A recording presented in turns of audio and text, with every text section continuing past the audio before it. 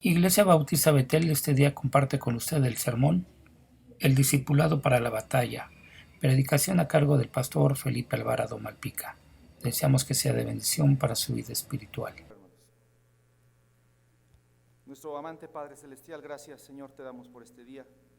Pedimos Señor que conforme a tu voluntad nos hables a nuestros corazones el mensaje que tienes para hoy.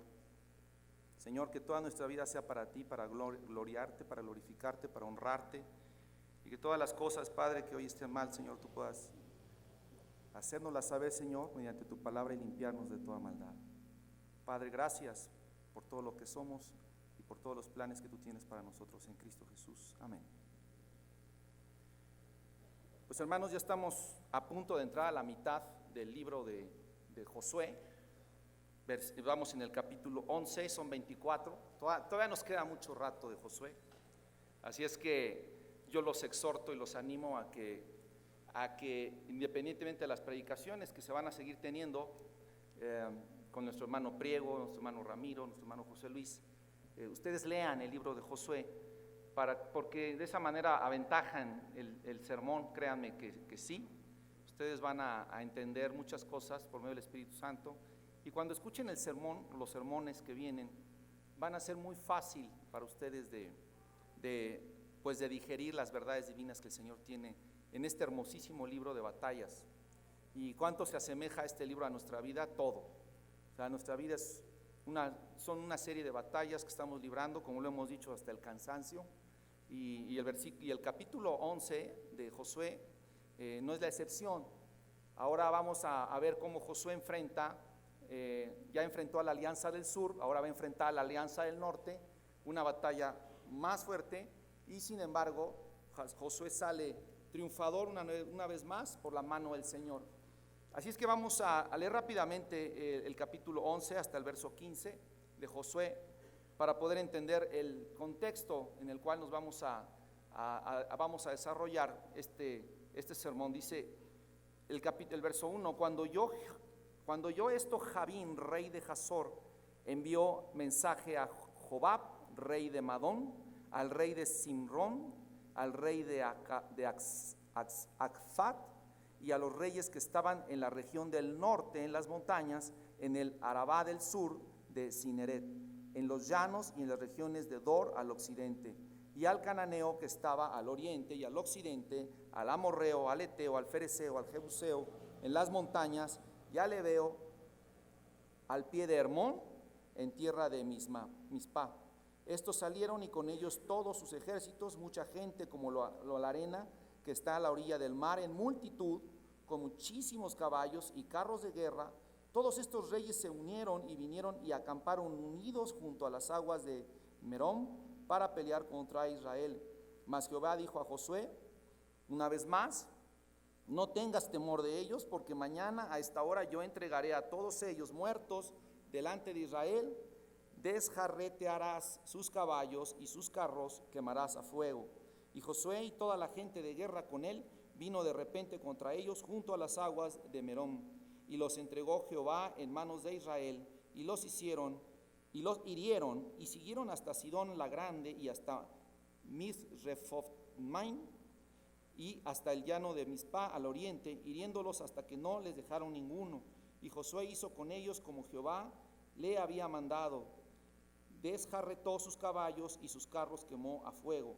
Y volviendo Josué, tomó el mismo tiempo a Azor y mató a espada a su rey, pues Azor había sido antes cabeza de todos estos reinos. Y mataron a espada todo cuanto en ella tenía vida, destruyendo por completo sin quedar nada que respirase, y a Azor pusieron en fuego. Asimismo tomó Josué todas las ciudades de aquellos reyes y a todos los reyes de ellas, y los hirió a filo de espada y los destruyó, como Moisés siervo de Jehová lo había mandado. Pero a todas las ciudades que estaban sobre las colinas no las quemó Israel, únicamente a Azor quemó Josué. Y los hijos de Israel tomaron para sí todo el botín y las bestias de aquellas ciudades, mas a todos los hombres hirieron a filo de espada hasta destruirlos, sin dejar alguno con vida. De la manera que Jehová lo había mandado a Moisés, su siervo, así Moisés lo mandó a Josué, y así Josué lo hizo, sin quitar palabra de todo lo que Jehová había mandado a Moisés. Una de las características que me impresionan de Josué también, hermanos, es que después de tantas batallas y tantas batallas y tantas batallas, Josué parece que sigue confiando y sigue luchando y sigue peleando. Una perseverancia total, una perseverancia tremenda la de Josué. Me acuerdo de una película, una gran película, una de mis películas preferidas, de las más favoritas que he visto, una película que se llama En busca de la felicidad. No sé si ustedes la vieron. Que es un hombre que emprende un negocio, no le va bien, él está vendiendo escáneres para doctores y todas estas cosas, y parece que ese negocio truena, tiene una crisis económica impresionante en su casa. Por esa situación y por ser pobre y fracasado, lo deja su mujer, y él tiene que vérselas con su hijo, no tiene ni para comer, y en ocasiones tuvo que dormir en estaciones del metro, en los baños del metro, de las estaciones del metro, comer de lo que el Estado le daba. Pero hay una escena que a mí me parece crucial respecto hablando de la perseverancia, cuando él le dice: oye, hijo, ¿quieres ir a jugar básquetbol? Dice: papá, sí, vamos a jugar, papá. Y están jugando básquetbol y le dice el niño a papá, yo voy a ser profesional. Le dice el papá, lo voltea y le dice: mira, yo nunca fui bueno en el básquetbol, me parece que tú tampoco lo vas a hacer. Yo siempre estuve por debajo del promedio en este deporte, y me parece que tú también vas a ser igual. Dice: si es que dedícate a hacer las cosas que haces bien, y esto olvídalo. El niño agarra el balón, lo ve, y lo que hace es aventarlo a otra parte. Después va por su bolsa de plástico, mete su balón en su bolsa de plástico y dice: vámonos. Y el papá se queda reflexionando de lo que le había dicho al hijo. Voltea y le dice: hijo, dice, no permitas que absolutamente nadie te diga que no puedes hacer algo, ni yo mismo. Dice: habrá gente que te diga que no vas a poder hacer porque ellos no pueden. Dice: sin embargo, si tú tienes un sueño, lucha por él, y punto. Y esta escena es una de las más hermosas que yo he visto en una película. Se llama El camino a la felicidad. Y esto me lleva a reflexionar un poquito, amados hermanos, es en nuestra vida cristiana, ¿qué tan perseverantes somos? ¿Qué tan perseverantes somos en las batallas? ¿Qué tan perseverantes somos en nuestra comunión con Dios? Josué fue un hombre perseverante, y dice el versículo 15, que es en el que quiero basarme, el más importante, el versículo 15 dice: de la manera que Jehová lo había mandado a Moisés su siervo, así Moisés lo mandó a Josué, y así Josué lo hizo, sin quitar palabra de todo lo que Jehová había mandado a Josué. Es decir, ya habían transcurrido varios años, ya habían transcurrido meses, ya había transcurrido todo el tiempo que Josué anduvo con Moisés en el desierto. Ya Josué había aprendido muchas cosas acerca de la perseverancia, del camino hacia la tierra prometida, y cómo Dios habría prometido que iban a llegar. Y hoy vemos cómo, después de haber derrotado a varios pueblos, a la Alianza del Sur y todavía a la Alianza del Norte, dice la Biblia que Josué no quitó palabra de lo que aprendió de Moisés. De lo que Dios le había transmitido a Moisés, Moisés se lo transmite a Josué, y Josué lo hace tal como se lo habían enseñado, sin quitar palabra, y persistente en las cosas que había aprendido. Una de las dudas que tenemos hoy en día en las iglesias cristianas, en nuestra iglesia bautista, es si en realidad todos entendemos y todos los creyentes en realidad tenemos en nuestro corazón el verdadero significado, amados hermanos, de la perseverancia, del discipulado, del verdadero significado del compromiso que cada creyente tiene para con el Señor. ¿Qué significan estos conceptos en realidad, amados hermanos, para nosotros? Vencer vencer, vencer, ir batalla tras batalla, sin abandonar los valores fundamentales que hemos aprendido de la Escritura. Porque dice Josué que lo hizo, y batalló, y peleó, y ganó, sin quitar ni nada, ni una sola palabra de lo que había aprendido de Moisés y de Dios. En ocasiones nosotros queremos pelear con un modelo distinto al que hemos aprendido en la Escritura. Queremos ganar batallas con un modelo diferente al que hemos aprendido de Jesús. Y más grave aún, quizá ni siquiera estamos conscientes del modelo de vida, de batallas y de peleas que Jesucristo quiere que libremos en nuestras vidas. Por eso muchas veces vamos de fracaso en fracaso. Por eso muchas veces nos falta sabiduría para tomar decisiones en nuestro hogar, en nuestro trabajo. Muchas veces no tenemos la sabiduría de Dios porque no tenemos claros estos conceptos de comunión, de perseverancia y de batalla, sin perder de vista lo que hemos aprendido del Señor Jesucristo. Hay un versículo en la Biblia, unos versículos en Marcos 3, del 13 al 15, no lo lean, que son torales, fundamentales para saber y entender, hermano, a qué te ha llamado el Señor, a qué nos ha llamado el Señor Jesucristo, por qué estamos en esta tierra, cuál es el propósito de nuestra vida. Ciertamente es pelear batallas, ciertamente es tener victorias, también es tener problemas y también tener fracasos. Y sin los fracasos no hay batallas y no hay victorias. Pero vean esta porción de la Biblia. Marcos 3 dice: después subió al monte y llamó así a los que él quiso, dice Jesús, y vinieron a él y estableció a 12 para que estuviesen con él y para enviarlos a predicar, y que tuviesen autoridad para sanar enfermedades y para echar fuera demonios. Fíjense bien cómo en estos 3 versículos el Señor está dando todo un plan de vida, todo un plan para la batalla, todo un plan para perseverar, todo un plan para estar establecido en la palabra de Dios y en comunión con el Señor Jesucristo, cosa que a veces olvidamos en el primero, segundo, tercer año de ser cristianos. Ya no digamos en el cuarto, en el 10º, en el 20º. ¿Cuántos años lleva usted de ser cristiano? Y se pudiera preguntar, ¿y cuántos años ha sido perseverante en la Escritura?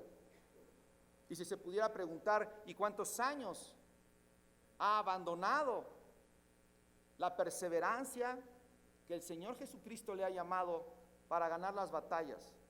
¿Y cuántos años ha dejado de predicar la palabra? ¿Y cuántos años ha dejado de tener autoridad sobre el pecado? ¿Y cuántos años ha dejado de tener autoridad para predicar y evangelizar a otra persona? Falta de perseverancia, falta de visión, que la mayoría de los cristianos en las iglesias el día de hoy tenemos. Dice el Señor que llamó a los que él quiso, vinieron a él y los estableció para que andaran en una comunión permanente con él. Yo me imagino que Moisés no era de los que a veces visitaban, a veces hablaban con Josué, a veces no le hacían caso, como que se veían en la comida o se veían en el desayuno. ¿Y cómo vas? No, pues yo estoy bien, no, pues qué bueno. Ajeno totalmente a la vida del pueblo, ajeno totalmente a la vida de Moisés, de Josué, de sus sueños, de la visión que tenían. Yo creo que no fue así, amados hermanos. Moisés y Josué tuvieron una relación tan estrecha, tan íntima, que esa intimidad que Moisés tuvo con el Señor en el tabernáculo, en el monte del Sinaí, donde oraban, donde el Señor hablaba con Moisés, Moisés se lo estaba transmitiendo todos los días a Josué.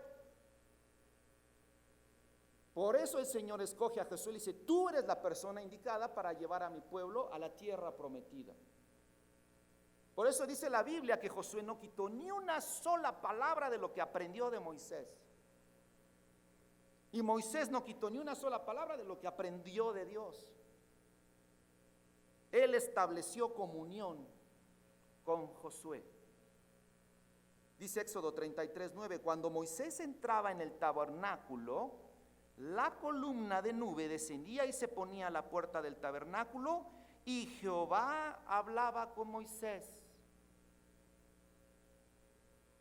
Con Moisés descendía una nube y con nosotros desciende el Espíritu Santo. Tenemos una comunión permanente con Dios. Dice primera de Juan 1:3, lo que hemos visto y oído os anunciamos, para que también vosotros tengáis comunión con nosotros, y nuestra comunión verdaderamente es con el Padre y con su Hijo Jesucristo. Los discípulos tenían una comunión permanente con el Padre y con su Hijo Jesucristo. Nosotros, primera de Corintios 19 dice, fiel es Dios por el cual fuisteis llamados a la comunión con su Hijo Jesucristo, nuestro Señor. Comunión, aprendizaje, llevar en nuestro cuerpo las marcas de Cristo, seguir las pisadas del Maestro, pensar como piensa el Señor, pensar como el Señor nos dice, para poder tener resultados, hermanos. Nosotros evaluamos qué va del año 2015, sabemos que está lleno de adversidades, crisis, se cae la bolsa, terremotos, inundaciones, granizadas, y que corren a gente del trabajo, y corrieron a quién sé cuántos miles de gente de Pemex, y luego de la Comisión Federal de Electricidad, y luego de no sé dónde, tanta gente que se ha quedado sin trabajo. La pregunta es, hasta este año de crisis, ¿qué resultados has tenido por ser cristiano? Y sabemos que tenemos aflicciones, no las podemos evitar. Sin embargo, ¿qué resultados has tenido por estar en comunión con Jesucristo? Por estar en comunión con Dios. No tiene nada que ver el mundo exterior, no tiene nada que ver la crisis, no tiene nada que ver todo lo que nos afecta. ¿Cuáles han sido tus resultados por estar en comunión con Cristo? Jesús tuvo resultados en sus discípulos, y dice Hechos 4:13, entonces viendo el denuedo de Pedro y de Juan, y sabiendo que eran hombres sin letras y de vulgo, se maravillaban y les reconocían que habían estado con Jesús. Es decir, ya Jesús había ascendido al cielo, ya no estaba con ellos, sin embargo les seguían reconociendo que habían estado con Jesús. Jesús tuvo resultados, Jesús da resultados, y tu vida en comunión con Cristo va a dar resultados. Es lo que nos sostiene, es lo que nos da perseverancia en las batallas. Cuando soy discípulo de Jesucristo, cuando verdaderamente sigo las pisadas de mi Maestro. Dice la Biblia que Juan y Pedro eran hombres de vulgo, es decir, nadie daba un quinto por ellos. Antes de conocer a Cristo, nadie daba un quinto por ellos. Sin embargo, dice que el mundo se maravillaba porque les reconocían que habían estado con Cristo. Qué hermoso es pensar, amados hermanos, que si tú estás en comunión con Dios y con el Señor todos los días, incluso el mundo te va a respetar, el mundo se va a maravillar de tu vida cuando antes nadie daba un quinto por ti. ¿Por qué? Porque ha sido transformado, porque ha sido cambiado. Moisés había transmitido toda esa enseñanza a Josué, que había recibido de Dios. Y llegamos a pensar, amados hermanos, si las personas con las que vivimos están siendo impactadas por nosotros. Yo me pregunto si mi hijo está siendo impactado por mí. Me pregunto si mis hijas están siendo impactadas por mí. Y todos los días debemos pedirle perdón a Dios y debemos pedirle sabiduría al Señor. Señor, ayúdame a impactar a las personas que viven conmigo. Porque me has enseñado tantas cosas, he aprendido tantas cosas en tu palabra, y he escuchado miles de sermones en todo el tiempo que llevo aquí en la iglesia. Conferencias, clases, lecciones, encuentros con Jesús, caminando con Jesús, profundización espiritual, curso ser, curso hacer. tantas cosas, Señor, que me has abrumado con tu palabra. Han caído lluvias torrenciales de sabiduría, de cosas, verdades divinas a mi vida. Y mi pregunta es, ¿y cómo estoy impactando a mis hijos? Y solamente debemos pedirle perdón a Dios porque no estamos impactando de la manera en que hemos aprendido de Dios. Nosotros primeramente somos discípulos de Dios para poder ser establecidos en comunión con Él, para después ser influencia sobre los demás. Dejamos que el Señor hable con nosotros, hermano. Hablamos con Dios todo el tiempo en el camino que tenemos en la vida. ¿Qué Dios te ha dicho sobre tu carácter últimamente? ¿Qué Dios te ha dicho sobre tu trabajo? ¿Qué Dios te ha dicho sobre tus hijos? ¿Qué Dios te ha dicho sobre la iglesia? ¿Qué Dios te ha dicho sobre tu ministerio?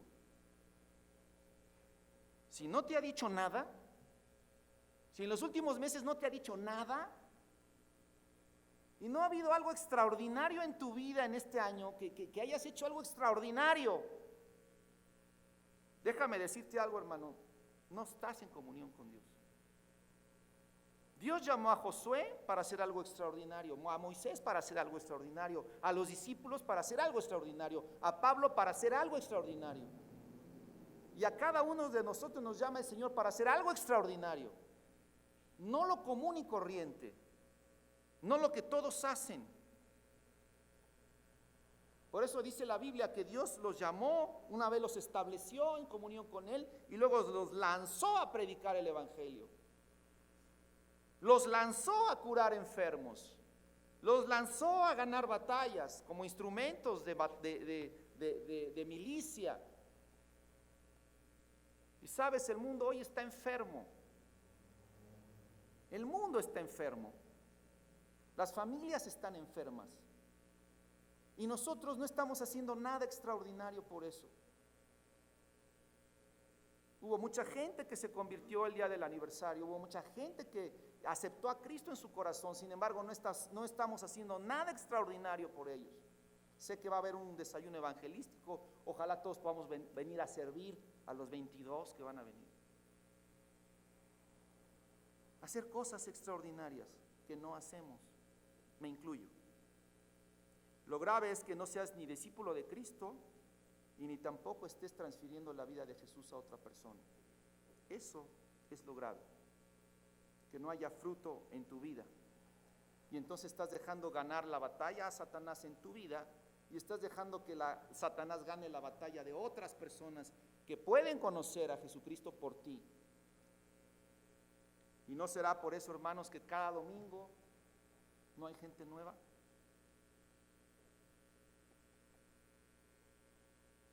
Preparo un sermón evangelístico y de repente tengo que meter freno de mano, dar girar a la izquierda, luego a la derecha, subir, bajar y hacerlo de exhortación. Cuando todo mi sermón está preparado para ser evangelístico, tengo un cierre evangelístico, tengo una invitación evangelística. Ayer me acosté a la 1:30 pensando cómo invitar a la gente para aceptar a Cristo, y hoy me levanto y ahí no hay nadie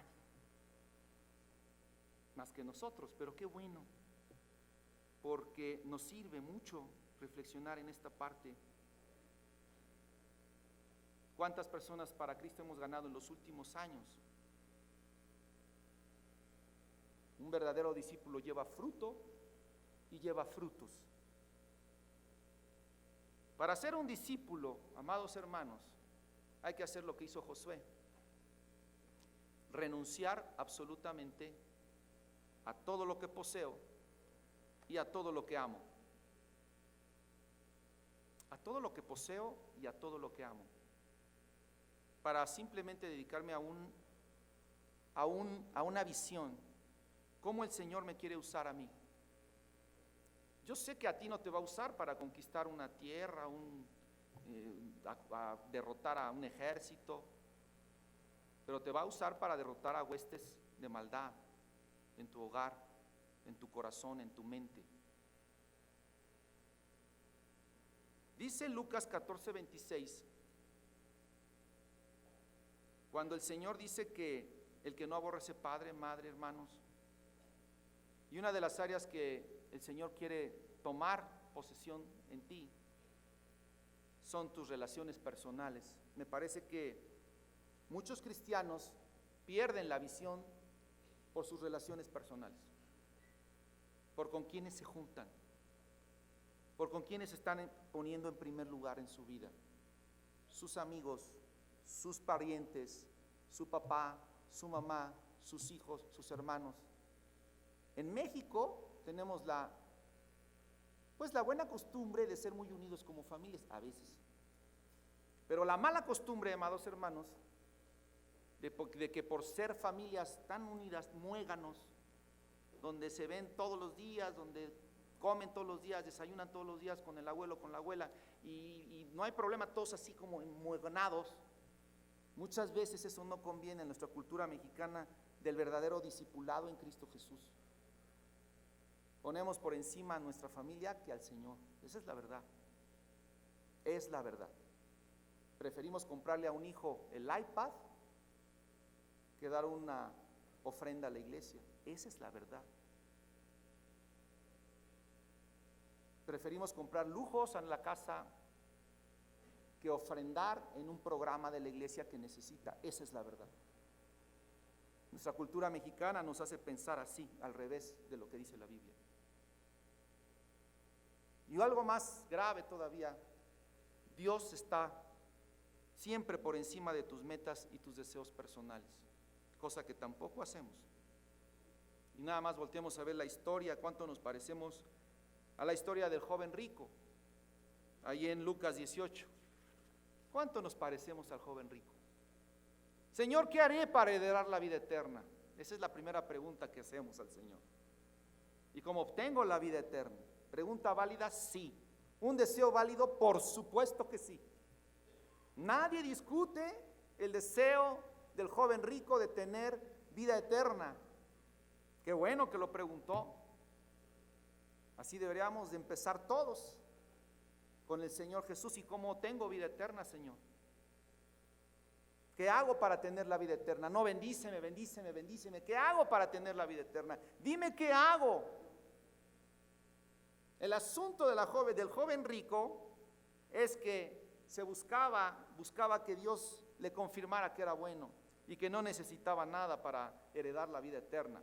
Ella tenía escrituras aquí de 5, 6, 7, 8 casas, 10 edificios, 20 terrenos. Ahora necesitaba las escrituras del cielo. Eran las únicas que le faltaban. Ya tengo escrituras en la tierra, ahora ¿cómo las tengo en el cielo? Para completar mi tesoro ya, estar completito. Y le dice el Señor, te falta una sola cosa, vende todo lo que tienes, entrega a los ricos, y fíjate, y le dice, ven y sígueme. Ven y sígueme. ¿Saben qué le dijo Jesús al joven rico? Le dijo, necesito que antes de ser bueno, seas mi discípulo. Necesito que antes que seas bueno, seas mi discípulo. Y hay muchos cristianos que se creen buenos cristianos. Hay muchos cristianos que se creen que están recostados en el pecho del Señor Jesús. Y el Señor pudiera decir, espérame, yo sé que eres bueno, sé que haces muchas cosas buenas, pero quiero que seas mi discípulo. Al joven rico Jesús le dijo, yo conozco todas tus virtudes, que honras a tu padre, a tu madre, que no dices mentiras, que no eres envidioso, que tampoco dices falso testimonio, que cumples con todas las ceremonias, pero aún no eres mi discípulo. Fíjense qué grave es esto. Jesús ahorita nos pudiera preguntar, eres cristiano, pero no eres mi discípulo. Eres creyente, pero no eres mi discípulo. Perdón, no eres mi discípulo. A nosotros se nos pudiera preguntarse, decir, sé que eres buen padre y trabajador a los hombres, pero aún no eres mi discípulo. A una buena madre le puede decir, eres muy buena madre dedicada a tus hijos, pero aún no eres mi discípulo. A un joven estudiante, eres buen hijo, sé que has vivido en un hogar cristiano, pero aún no has decidido ser mi discípulo, porque no me conoces, no sabes mis deseos, no estás en comunión conmigo. Entonces la pregunta es, ¿somos creyentes o somos discípulos, amados hermanos? Porque el creyente quiere que le ayuden, el discípulo va y ayuda. El creyente quiere que le enseñen, el discípulo va y enseña. El creyente quiere que le visiten, el discípulo va y visita.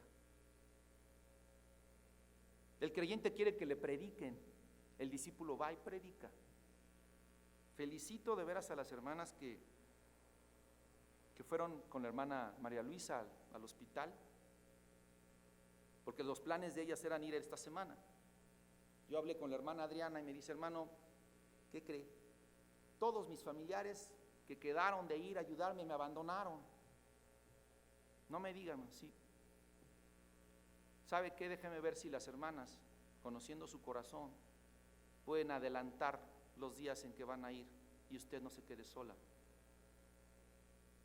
Y así lo hicieron. Eso es ser un discípulo. Dios nos llama, hermanos, precisamente a eso. Dice primera de Pedro 2:21, pues para esto fuiste llamados, porque también Cristo padeció por nosotros, dejándonos ejemplo para que sigamos sus pisadas. Nos dejó ejemplo. Pero vuelvo al tema que les platiqué empezando el sermón. Todos, hermanos, somos discípulos de Dios. Nada más que no estamos haciendo la función de discípulo, porque nos falta perseverancia. Qué difícil es para muchos de nosotros ser perseverantes.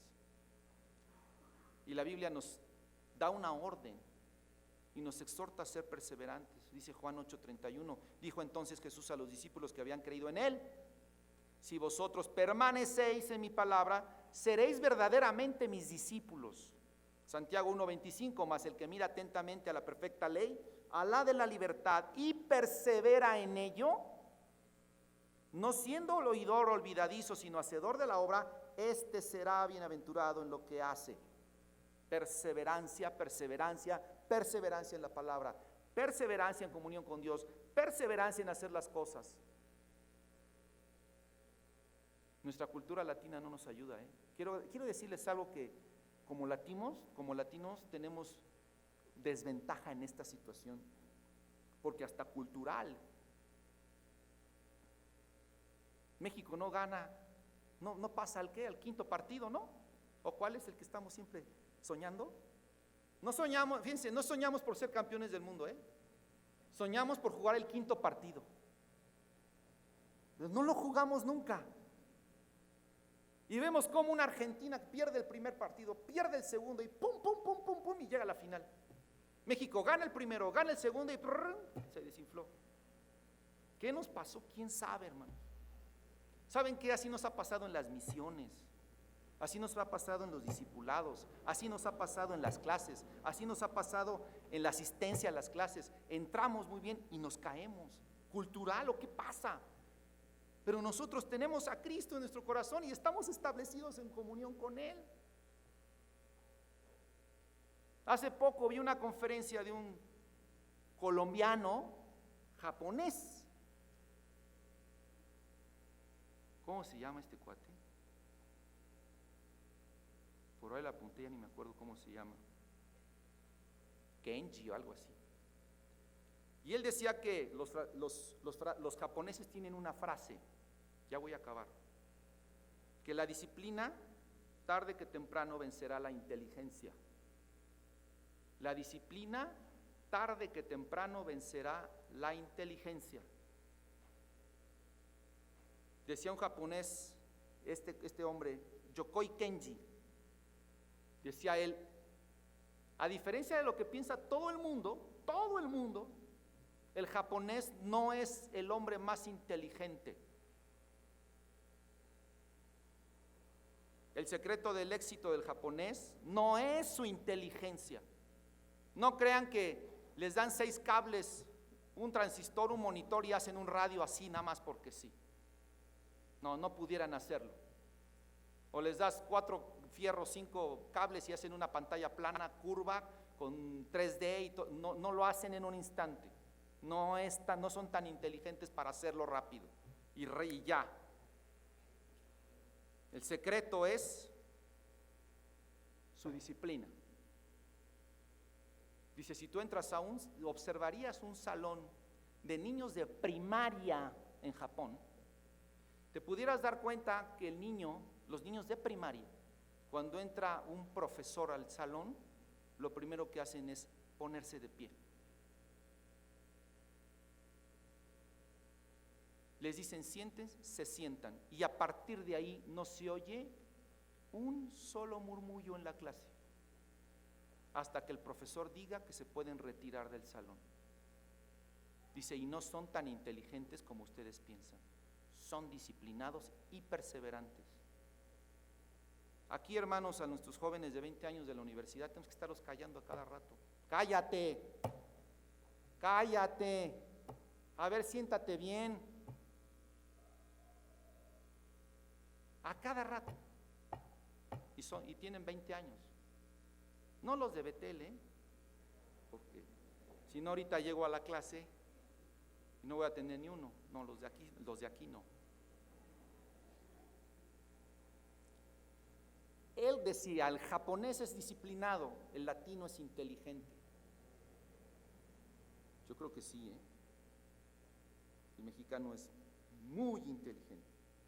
Pero ¿sabe qué nos mata, amado hermano? Nuestra indisciplina. Nos mata nuestra falta de perseverancia. Eso nos está matando. No es cuestión de inteligencia, es cuestión de perseverancia, de disciplina, para seguir al pie de la letra lo que Dios nos dice. Y no lo hacemos. En términos generales, el occidental no es perseverante. Estamos acostumbrados a ver que quizá tu papá se está ganando el dinero, pero no sabes que se lo está ganando con un sacrificio tremendo. Tú estás acostumbrado como joven a ver pues que la comunicación es bien rápida. Estás acostumbrado a ver que comprar online es bien rápido, ¿verdad? Ya no tienes que ir a Liverpool, ya lo pides por Amazon y te llega a tu casa, todo es rápido.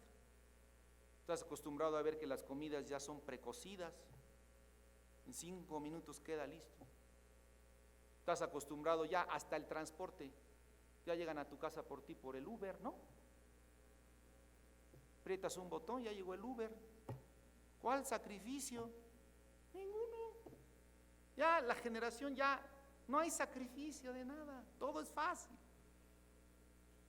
Desafortunadamente estamos acostumbrando a nuestros jóvenes a no ser perseverantes, a no luchar, a no establecerse en la comunión con Dios y perseverar ahí. Y sabes, Jesús te ve como un discípulo y va a estar contigo todos los días hasta el fin del mundo, hasta hacerte una persona diferente, disciplinada y perseverante en la palabra de Dios. Ese es el amor de Dios. Pero lo tienes que identificar, saber lo que te está diciendo la Biblia. Cristo está contigo todos los días hasta el fin del mundo y no te dejará ni te desamparará y completará la obra en ti hasta que seas perfecto. Él sí está perseverando en ti, tú no estás perseverando en Él. Y para cerrar, quiero cerrar con una ilustración también de otra película que me encanta, Rocky 5. Gente, vea puras películas mundanas, ¿verdad? Hay una escena en Rocky 5 donde él está recordando, ve un ring viejo, abandonado. Véanla, por lo menos esa escena. Ve un ring viejo y abandonado. Entra Rocky con su sombrero negro, su chamarra negra, ve el ring. Recoge un guante todo polvoriento, todo viejo, sucio. Lo ve, voltea a ver el ring. Y él le viene a la memoria cuando él estaba entrenando con su entrenador Mickey. ¿Se acuerdan de él? Un viejito. Y viene la escena donde él lo está entrenando y le dice, esquiva el golpe, esquiva el golpe, esquiva el golpe. Y él se para y dice, ¿cuándo sonó la campana? Dice, sigue esquivando el golpe, sigue esquivando el golpe. Terminan de entrenar y este hombre viejito, su entrenador, se para enfrente de él y le dice, ¿sabes que tú eres el motivo por el que yo estoy aquí? Que si tú no estuvieras aquí en este ring, quizá yo ya estuviera muerto. Y le dice, tú eres el motivo por el que yo lucho todos los días. Eres el que me levanta para enseñarte a pelear todos los días. Para que cuando yo ya no esté aquí y tú te subas el ring, sepas qué hacer. Así es que derriba a ese rival. Jesús te da todo su tiempo, hermano. Jesús te da toda su vida. Jesús derramó toda su sangre por ti para capacitarte, para entrenarte, para establecerse en comunión contigo, para ganar batallas junto contigo, para estar a tu lado, para orar contigo, para hablar contigo, para todo estar contigo. Y Jesús también pudiera decirte, tú eres el motivo por el que yo fui a la cruz. Tú eres el motivo por el que yo me levanté, por el que yo nací de una virgen, por el que yo nací en un establo, por el que yo cuando buscaron mis padres posada, no encontraban posada para que yo naciera. Tú eres el motivo por el que tuve que enfrentar al Sanedrín, tú eres el motivo por el que tuve que enfrentar a los soldados romanos, tú eres el motivo por el que me tuve que levantar todos los días a las 5 de la mañana a orar por ustedes. Tú eres el motivo. Por eso, no te salgas, no me abandones. Por eso sigue mis pisadas. Por eso respeta mi esfuerzo. Porque todo lo hice por ti, para prepararte, para cuando venga Satanás y te quiera zarandear, estés listo. Para cuando Satanás quiera tocar la puerta de tu casa, estés listo.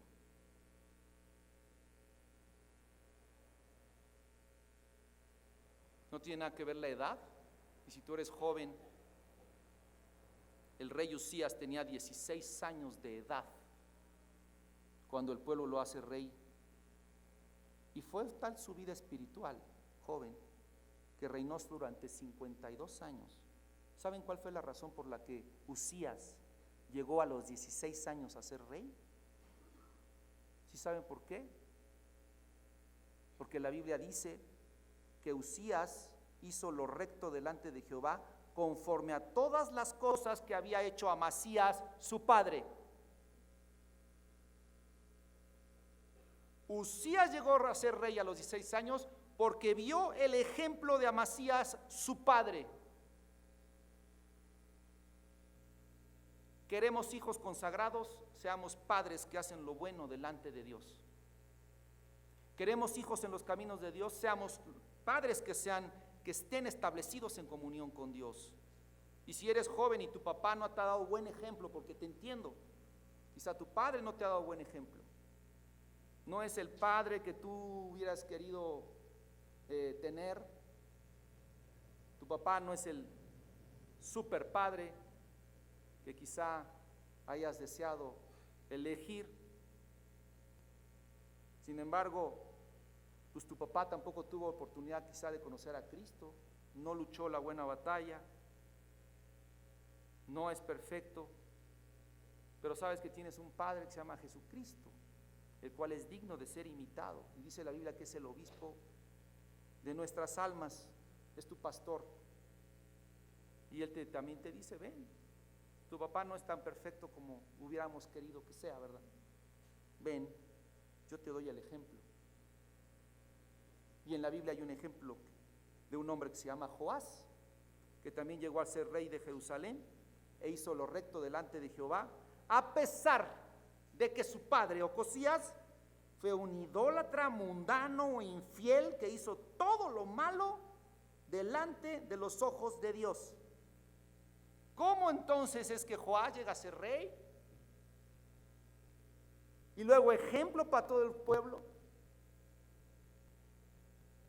y hizo todo lo recto delante de Dios, es porque también, aunque tú no hayas tenido un padre ejemplar, también tienes la promesa de que Dios te va a hacer un hombre de bien si tú te acercas a Cristo y sigues sus pisadas. Por eso, hermano, en esta mañana la pregunta para finalizar es: ¿por qué no hoy decidir ser un discípulo del Señor y no solamente un creyente? Porque hay una diferencia muy grande entre creer en Dios y renunciar a tu vida para dársela a Cristo, entre creer en Dios y seguir las pisadas del Maestro. Vamos a orar.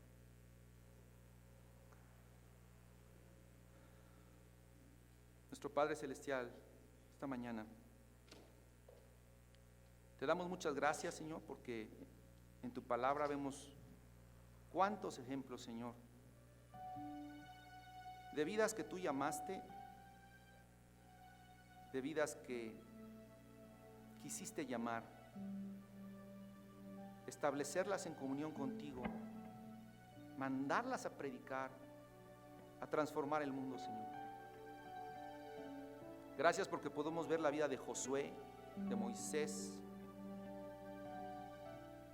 cómo guiados por ti, pastoreados por ti, discipulados por ti, ellos decidieron perseverar en tu palabra sin cansancio. Gracias, Señor, porque ahora tu Hijo Jesucristo